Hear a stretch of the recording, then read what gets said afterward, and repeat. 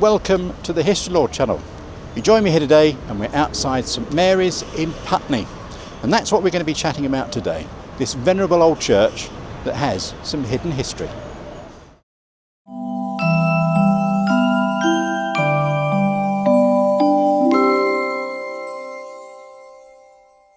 Welcome to London.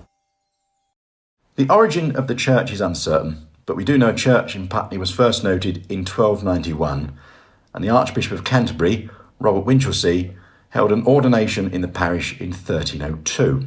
The Church of St Mary the Virgin was rebuilt in the second half of the 15th century, including the additions to the tower. Between 1515 and 1533, a chantry chapel was added by Nicholas West, who was the Bishop of Ely, and chaplain to Henry VII, and then chaplain to Catherine of Aragon. Various additions and alterations were made to the church until 1836 to 37, when it was substantially rebuilt and enlarged by Edward Lappage. In 1973, the church was severely damaged by fire. The roof, the gallery and most of the fittings were gutted.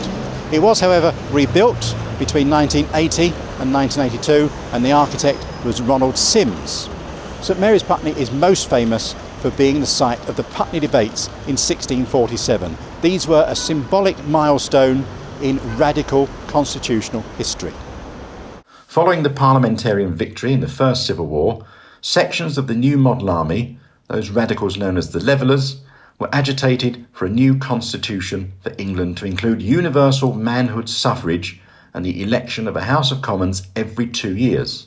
Their demands were set out in the political manifesto, an agreement of the people, and their representatives were invited to debate the views at the General Council of the Army, chaired by Oliver Cromwell. At the Putney Debates, Cromwell and the grandees of the army, including Cromwell's son-in-law, Henry Ireton, keen to pursue a moderate agenda whilst in negotiations over the restoration of Charles I, opposed the demands of the radicals.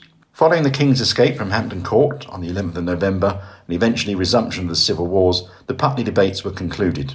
A revised and less radical manifesto was substituted for the agreement, and the Levellers were subsequently forcibly suppressed by the army command after a series of mutinies over the next 2 years. The first 3 days of the Putney Debates were transcribed by the secretary, William Clark, but were not published at the time, only coming to light in 1890 at the library of Worcester College in Oxford. Debates continued as to their contemporary impact, but there's no doubt to their importance in the history of radical political ideas.